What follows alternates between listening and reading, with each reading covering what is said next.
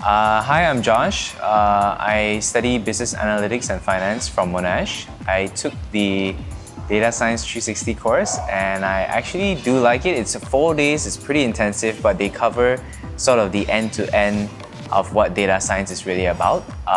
You get to hear fancy words that I honestly wouldn't have thought about it, like MongoDB and learning what Python is about. Because I came from a background of using R only, and I know that Python was the way for it, only because some people were talking about it here and there.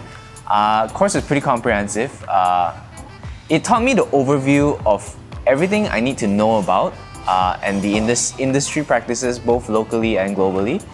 And from there, the rest of it is more of my own effort to sort of discover. So I think that's why Data Science 360 is good. It's because it's exactly what it means. It's 360. Yeah, and I think the most value that I really got from it is not about what I really learned, because everything is more or less available online, but the fact that I get to meet a community of people who are interested in data science and who practice this sort of thing. So I think networking with them would be great.